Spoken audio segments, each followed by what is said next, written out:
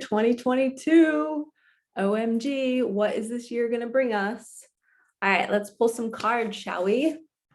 Let's start with my spirit animal deck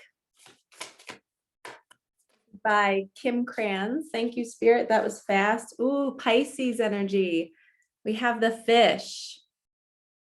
Sometimes when I see this, I think about like a fish kind of flopping all around, not knowing which way is up and which way is down. And it's needing to be grounded. It's needing to be like put back in the water, back in the flow, back feeling good.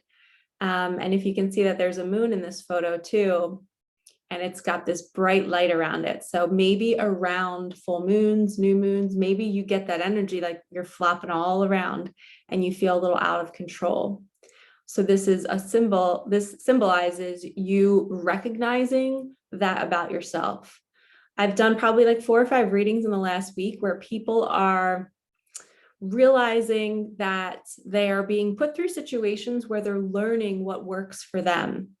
And they're learning what doesn't work. They're learning that, okay, like I can't live in a place where there's not a lot of sunlight. My soul needs sunlight.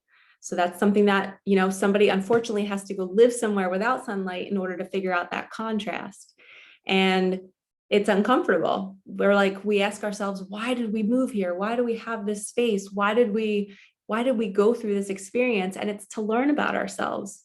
Our entire lives, our mission here is to figure out what we like, what we want. And as empaths, we get easily swayed by other people.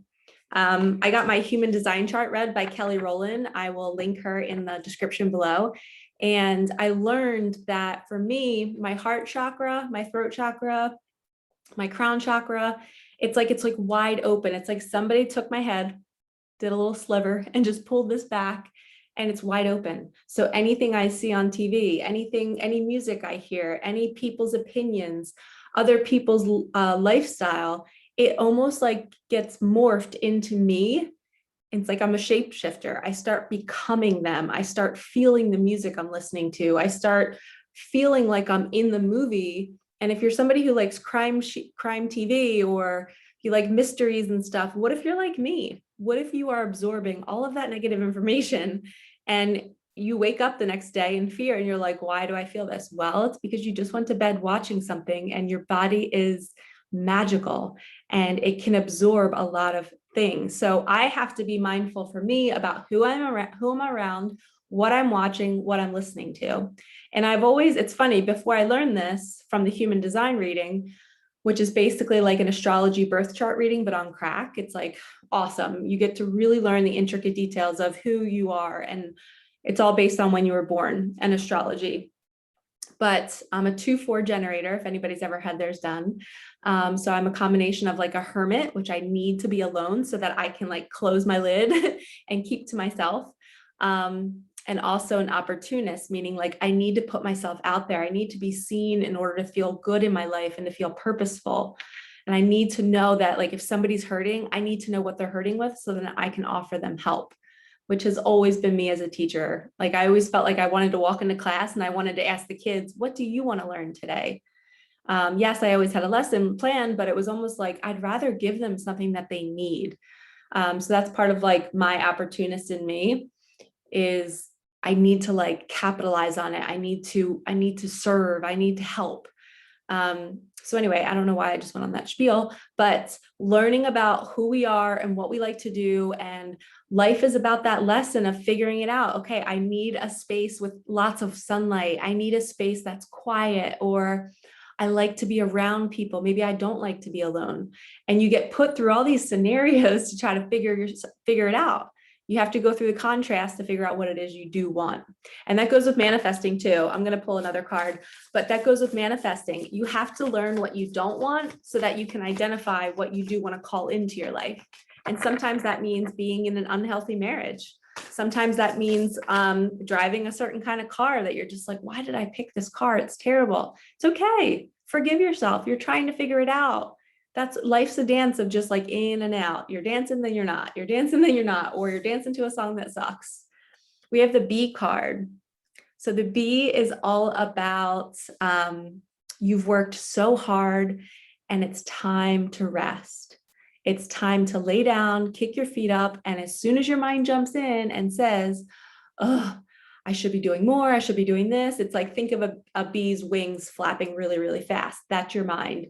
And you need to put it to rest sometimes. We have to get in a habit of being disciplined with calming our mind and then exploring our mind and then activating our mind and then calming our mind. And when we get in a habit, which is meditation, when we get in the habit of being able to kind of slow it down and then let it speed up.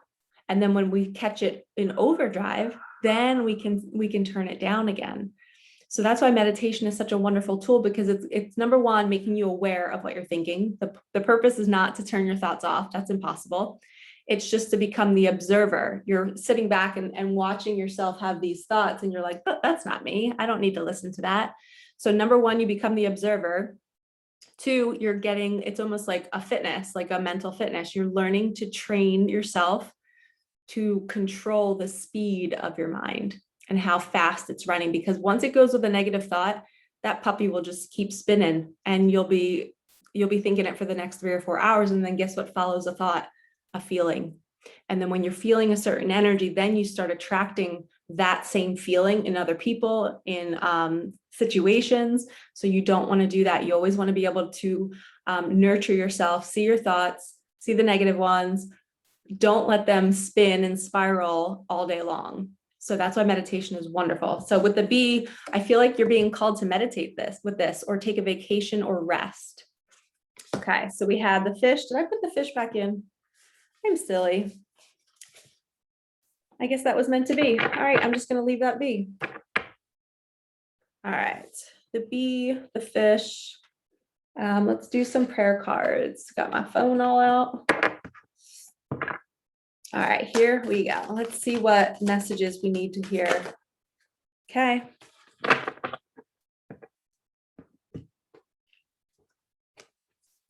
We have despair and striving.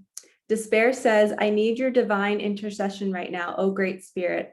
Lift this darkness from my soul, free me from this burden, open me to your highest plan. May I be a peaceful vessel for your love. And then striving says, eventually the individual ego's drive to make things happen falls away, replaced with a relaxed, trusting openness to answers as they arise. Thank you, divine, for letting me move with the flow. The fish card, remember I said we're flopping all around. We got to get back in the flow. We got to get back in the water. So this is perfect. Thank you, universe. When you are feeling like a fish, your thoughts are bouncing all over the place, right? You are just feeling so unsettled. We need to get you back in the water. So always remember that when you are in a panic mode, pause. And I want to teach you this. There's something called belly breathing, and it's a 4-count belly breath. So you're going to breathe in, not through your mouth. Your mouth is for eating. You're going to breathe in through your nose for 4 seconds.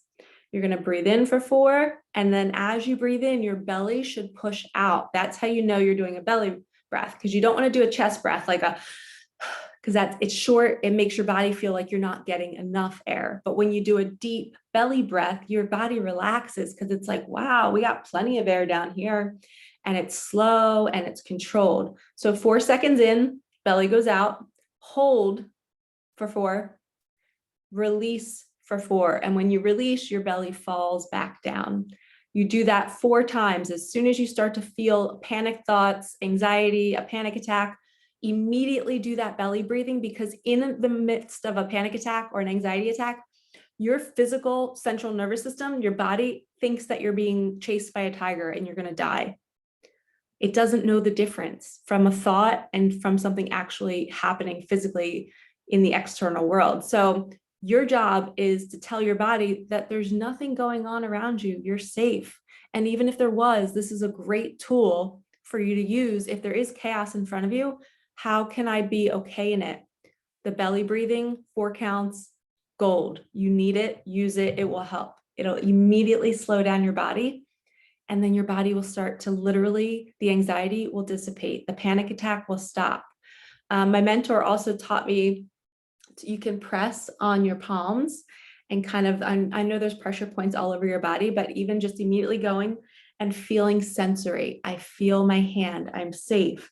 I'm safe. I'm safe. And you just repeat, I'm safe, I'm okay. And you can say it slower than I am. The slower you respond, the slower you act, the more your body starts to ease. Then when your body is easing and it's like, okay, we feel safe again, then you identify the thought. What caused you to get out of the flow? Was it you striving? You thinking, I got to make enough money. I don't know how I'm going to do this. Or this person, we're getting, yikes, somebody just slammed a door. But anyway, so it's striving, and basically you're trying to figure something out. You're trying to get an answer. You're stressed about getting divorced. You don't know how the money's going to play out. You don't know where you're going to live. All of that is the fish out of water. When you pause, 4-count belly breathing, and just trust that everything's going to be okay. You're not going to think about the future. Everything always works out for me. I'm safe. I'm well. Everything always works out. If it's uncomfortable, what can I learn from this? How can I be better? What is this teaching me right now? What is my anxiety here for? And maybe talk to your anxiety like it's your friend and say, okay, what are you doing here? What are you trying to tell me? Oh, I should take action and maybe call that lawyer, or I should set up that dentist appointment because my mouth has been bothering me. Whatever it is, you just take action and you do it. And the striving kind of falls away. It says, eventually the ego's drive, your ego's drive is when you're a fish out of water. You're all over the place. It says your ego's drive to make things happen falls away, and it's replaced with a relaxed, trusting openness to answers as they arise. Thank you, Divine, for letting me move with the flow. This card couldn't have been more perfect. I love that. And then the despair card again, it says, I need your divine intercession right now, oh great spirit. Lift this darkness from my soul, free me from this burden, open me to your highest plan. And that's kind of saying, like, what is this teaching me right now? Where can I be better? What is your plan for me? Please show me the way. Please change me into a woman who can take action in the right direction. And if I'm going the wrong way, please stop me. I always say that too, because we're human. You know, sometimes we get swayed to go one way, and our universe, our higher self is trying to get us to go this way, but we're just not seeing clearly. So if we pray and ask, please change me into a woman who will know the right way to go. That really helps. Prayer helps, you guys. It totally does. All right, so how are we doing on time? Okay, we have a little bit more time. I'm gonna do another animal card. Also, I'm gonna offer, I don't know what I'm going to call them yet, though. Yay, we've got the snake card. I'm going to do sit-down readings on Zoom or in person with whoever wants to. We're going to pull a tarot card and an animal card for every month of the upcoming year. So it's going to be kind of like a New Year's resolution type of reading. And we can really plan and figure out, like, okay, what is our year going to look like? What is each month going to look like? And it'll be fun just to do that. And I can help you kind of decipher each card. So we have the snake. It says Kundalini rising, channel your creative passion and sensuality. Welcome the transformation. Super pretty. And it's funny, my mom got me a like cute tank top to work out in, and it had snake skin, and that was the print on it. And I was like, transformation, I'm shedding a layer. And it was so true, because I've just started jumping into a new creative endeavor, and it feels so good. And I can't wait to wake up in the morning and just start doing it. So maybe this is for you as well. Maybe you're starting or going to uncover a new creative endeavor that you didn't know that you had inside of you. It's like a hidden gift that's like the Kundalini rising is like all of your chakras spinning and all in the flow. And it's like this energy that's rising from your root, and it's just pouring creativity through your hands, through your mouth, whether it's through speaking, whether it's through painting, playing an instrument. It's like this rise inside of you. And it's like, it's time to share our gifts.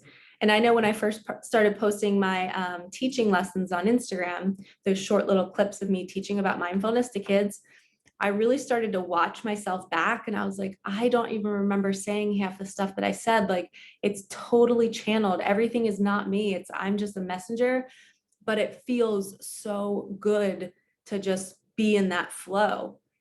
And I think a lot of times we end up getting kicked out of the snake energy, our creative passion, and we get into that fish energy where we're like, we're overthinking what we should be doing, instead of just getting out of it and jumping back in the water and just seeing what comes out of us.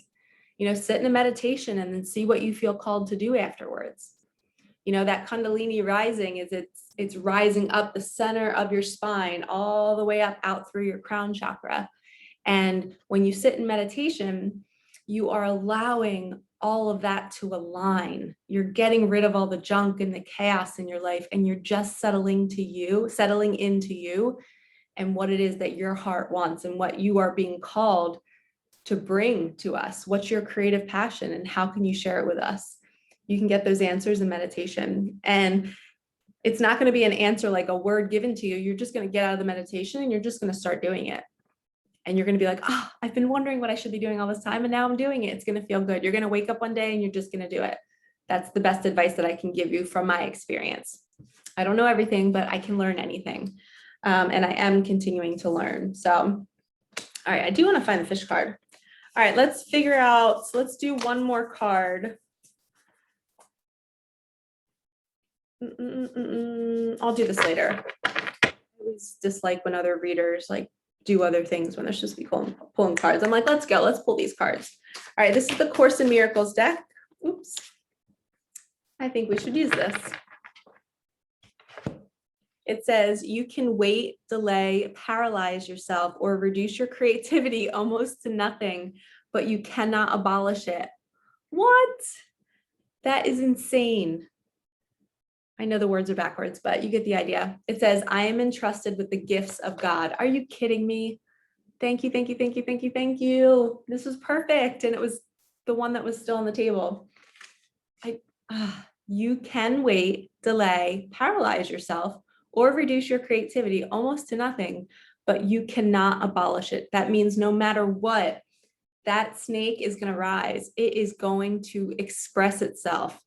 Your creative endeavors, whatever is stirring inside of you, it's boiling and it's coming to the surface. It wants to pour out of you, and nothing you can do will stop it.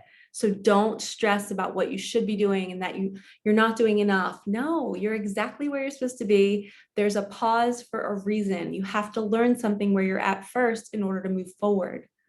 Don't worry, your gifts are going to come out when the time is ready. Okay? This is such a good reading. Sending you guys so much love. I hope you have a wonderful 2022. And if we do have some sort of hiccups or moments of feeling despair or feeling uneasy, get help, ask for help, talk to a therapist, call me for a session, reach out, go with community, start Reiki, do something to help nurture yourself through these tough times, because what we're experiencing is not normal. We're not used to it. You know, we haven't tread this, like nobody has.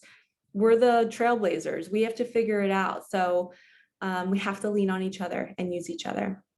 All right, lovies, sending big, big love.